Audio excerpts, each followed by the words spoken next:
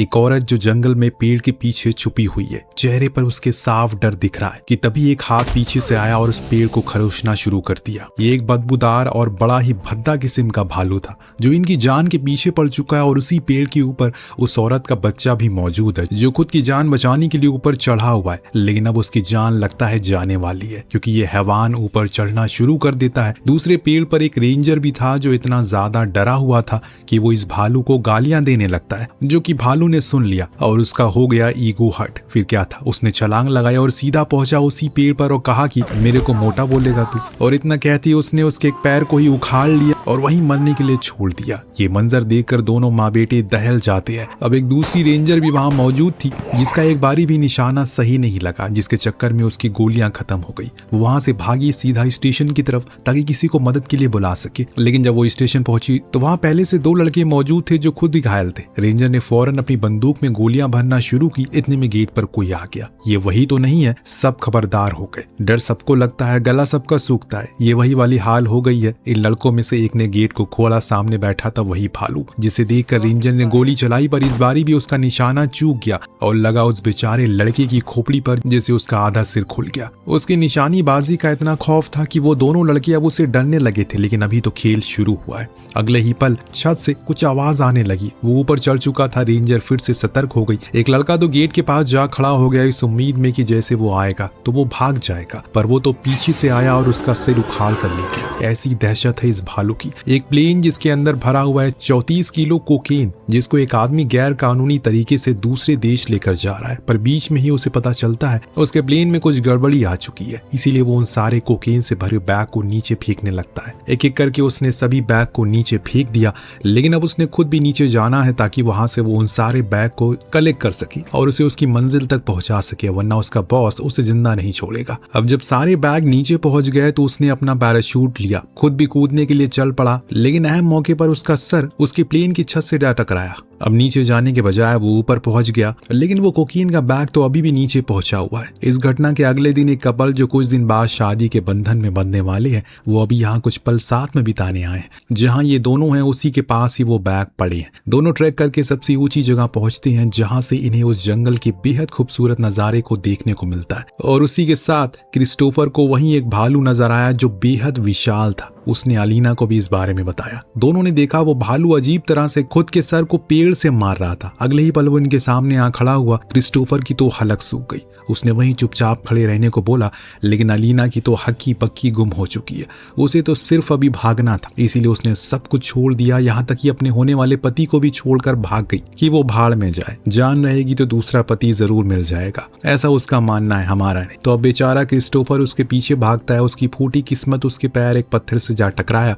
वो जा गिरा मुंह के बल और उसके पीछे वो भालू खड़ा था, उसे घूर रहा था। क्रिस्टोफर सिर्फ ईश्वर का नाम जपना शुरू करता है, पर उस बियर को पता नहीं क्या समझ में आया कि वो उसके पास आने की बजाय अलीना के पास चला गया और एक ही झटके में उसका हाथ उखाड़ कर क्रिस्टोफर के सामने फेंक दिया। इस बारी तेरी होने वाली बीवी का हाथ तेरे हाथ में दे दिया है, कर ले शादी। इधर दूसरी तरफ पुलिस ने अमेरिका के सबसे बड़े ड्रग डीलर को पकड़ लिया था, ऐसा उसका मानना है। लेकिन सिडनी नाम का एक आदमी वो सबसे बड़ा माफिया है जिसके लिए वो काम करता है, जो अभी भी मारा गया है। हर जगह हड़कंप मची हुई है। हर किसी को लग रहा है कि सरकार ने सिडनी को पकड़ लिया, लेकिन ऐसा हुआ नहीं है। बल्कि वो एक कैफे में बैठ अपनी मौत की न्यूज सुन रहा है। उसे पता चल चुका है कि उसके सप्लाईज अभी तक डीलर के पास नहीं पहुंचे और पायलट से भी कोई संपर्क नहीं है, जिसके चलते वो थोड़ा परेशान है। इसीलिए उसने अपने आदमी सिड को कहा कि वो एंडी, जो कि उनका खुद का बेटा है, उसे लेकर जंगल में जाए और जंगल की तलाशी ले जहां वो प्लेन गिरा है, क्योंकि वो पाउडर करोड़ों का है। इधर हम सारा को देखते हैं जो एक सिंगल मदर है और अपने बॉयफ्रेंड के साथ डेट पर जाने की तैयारी कर रही है, पर उसकी बेटी को ये चीजें पसंद नहीं थी, पर उसकी माँ उससे भी साथ चलने को बोलती है,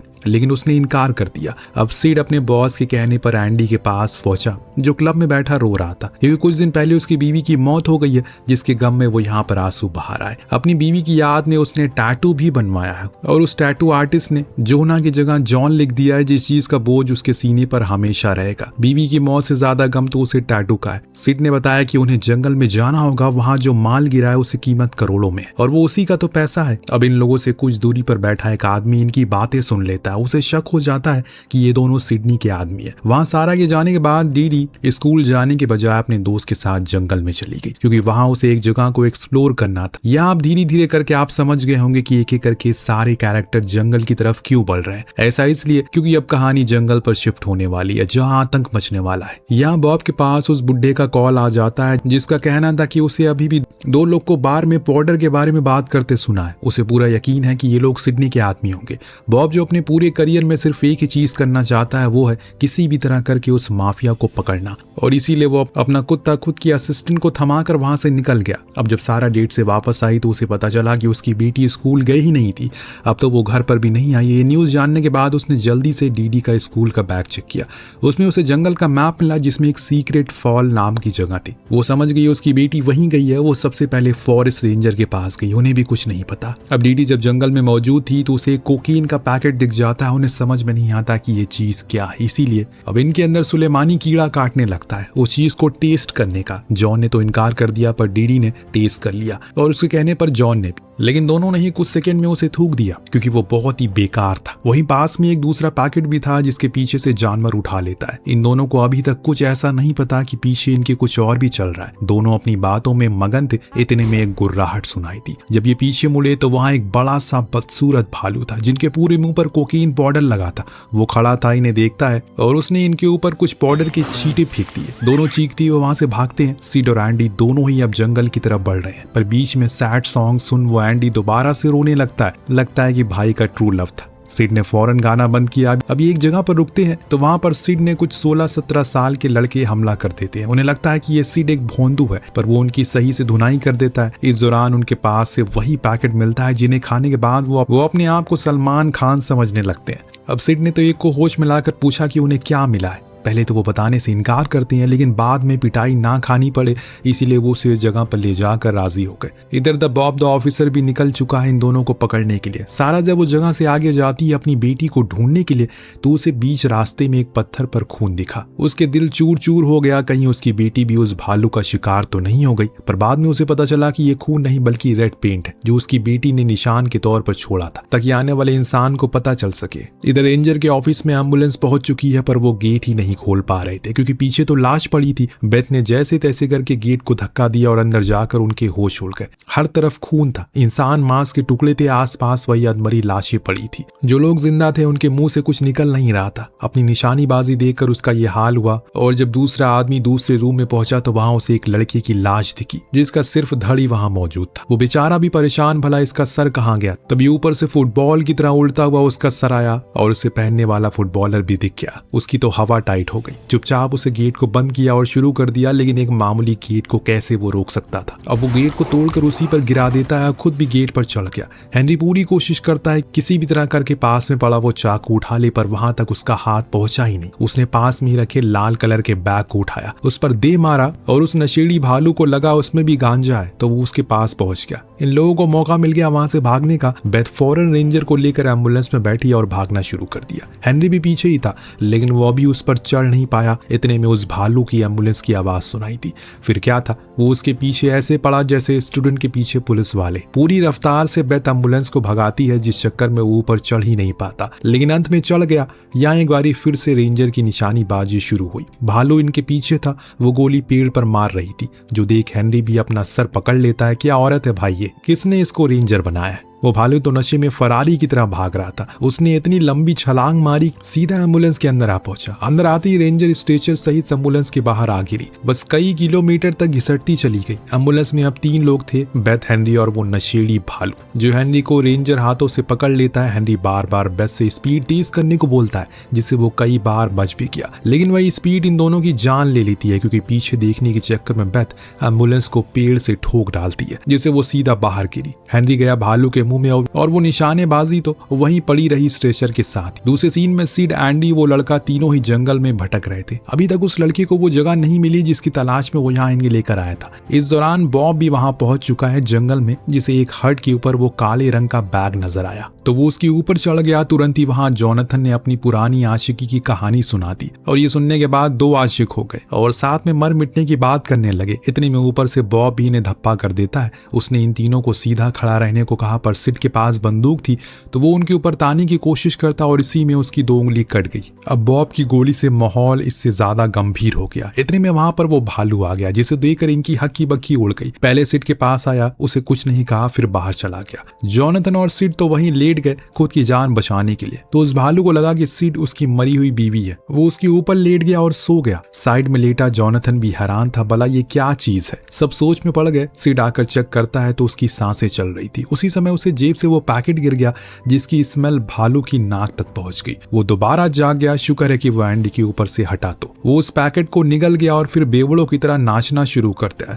साथ में एंडी को भी नचवाने लगता है। उसकी तो जान हलक में थी, कहीं वो उसके सर को ही ना अलग कर दे, लेकिन वो तो उसके साथ नाचे ही जा रहा था। तब तक बॉब एक पैकेट को दूसरी दिशा में फेंकता है जिससे वो सोच चला गया और उसकी जान बच गई। अब वो इनसे कहता है कि यहाँ से चलो, पर सिड बिना कोकेन लिए नहीं जाएगा और इसीलिए उसने बॉब पर बंदूक तान दी। वो भी वहां कहाँ कम थी, उसने भी बंदूक तान दी, लेकिन तभी एक गोली चली पीछे से जो सीधा जा लगी बॉब को और वो गिर पड़ा। ये सिडनी था जिसे बॉब के बारे में उसकी असिस्टेंट ने बताया था, उसके साथ मिली हुई है वो। ये जानने पर बॉब अपने आखिरी समय पर उसे बड़ी गालियां सुनाता है। सिड ने अपने बॉस को बताया कि उनका कोकेन तो भालू खा गया। अब ये सुनकर उसने तो पहले 4 गालियां दी। बोलता है कि अबे क्या बक रहा है तू, होश में है ना तू। वहां एक तरफ सारा को अपनी बेटी की खून से सनी हुई शर्ट मिली, लेकिन उसी के पास इन्हें क्रिस्टोफर मिल जाता है। जी हाँ, वही शुरू वाला लड़का जो अभी जिंदा है। सारा उससे अपनी बेटी के बारे में पूछती है। वो उसे भालू की गुफा के बारे में बताता है। हो सकता है कि वो वहां छुपी हो। जब ये लोग उस गुफा तक पहुंचते हैं तो वहां उन्हें भालू के बच्चे दिखते हैं। वो भी उसी की तरह कोकेन के नशे में एकदम मगन थे। अब वहीं पर सारा को डीडी मिल जाती है। वो उसे दूसरे वाले रास्ते पर चलने को बोलती है क्योंकि उन्हें बाहर से आवाजें आने लगी थी, क्रिस्टोफर की चीखने की, जिसका मतलब है कि अब वो जिंदा नहीं रहा। ये लोग अब दूसरे रास्ते से बाहर आए तो वो असल में एक पानी का झरना था और नीचे एक खतरनाक खाई। उस पतले से रास्ते से ये सभी धीरे धीरे करके आगे बढ़ते हैं। दरअसल ये वो सीक्रेट फॉल था जिसके बारे में डीडी बात कर रही थी, पर उसे ये नहीं पता था कि यहाँ कुछ ऐसा भी होगा। खैर, अब ये सभी हौले हौले आगे बढ़ते हैं। इतने में वहां पर सिडनी और बाकी के लोग आ गए जिनके पास बंदूक थी। वो इन लोगों को देखकर हैरान थे कि ये यहाँ क्या कर रहे हैं। सिडनी को लगा कि वो उनका कोकेन चुराने आए हैं, पर सारा बोलती है कि वो नर्स है, भला वो ड्रग लेकर क्या करेगी। उसी जगह पर ऊपर एक पेड़ की टहनी पर एक बड़ा बैग लटका था जिसको वो उठा लेता है, पर तभी वहां भालू के छोटे छोटे बच्चे आ गए जो सिडनी के पैर को पकड़ लेते हैं। वो सिड को कहता है कि इन्हें शूट कर दो, पर वो ऐसा नहीं कर पाता क्योंकि वो बहुत ही छोटे थे। भला वो इन्हें कैसे मारेगा, लेकिन सिडनी के लिए सिर्फ वो कोकेन जरूरी था, कुछ भी नहीं। उनमें से वो एक को नीचे धक्का देता है। इतने में ऊपर से आ गई मौत की आवाज। उसकी माँ, उसके बच्चे को इन्होंने नीचे फेंक दिया। एक तो माँ की ममता, ऊपर से गांजे का नशा, डबल खतरनाक। अब सिडनी के तो पैर कांपने लग, किसी की भी हालत खराब हो सकती है। अब सारा और उसके साथ वाले तो झरने के नीचे कूद जाते हैं, पर सिडनी को अभी वो बैग चाहिए था जिसे लेने के लिए वो भालू पर कई बार शूट करता है। पीछे खड़े उसके दोनों लोग भी पानी में कूद गए। जब गोली लगी तो भालू वहां से नीचे जा गिर पड़ा। ये बोले कि मर ही गया। अब सिडनी उस बचे हुए बैग को ले जाने लगता है, पर अपनी माँ का मरा हुआ देखकर वो बच्चे रोने लगते हैं और सिडनी का बैग को फाड़ देते हैं, जिससे एक पैकेट नीचे गिर गया और फट गया। जैसे ही कोकेन की गंध हवा में फैली, वो मरी हुई माँ जिंदा हो गई और पहुंची ऊपर। वहां उसने सिडनी का वही हाल किया जो हम बयां भी नहीं कर सकते। अब नीचे कूदने वाले लोग तो बच गए, लेकिन सिड के गले में चोट लग गई, पर वो जिंदा था। कहानी के आखिर में हमें बताया जाता है कि 1985 में यह घटना सच में घटित हुई थी। पुलिस फोर्स ने काफी तहकीकात की, लेकिन उन्हें कभी भी सिडनी का वो 35 किलो का कोकेन भरा बैग नहीं मिला। लेकिन जो लोग बच गए उनकी कहानी सुनकर हर किसी की रूह कांप गई। इसी के साथ ये कहानी यहीं अंत होती है। आपको कहानी कैसी लगी हमें कॉमेंट करके जरूर बताएगा। मिलते हैं अगली वीडियो में। Thank you so much watching. Peace out.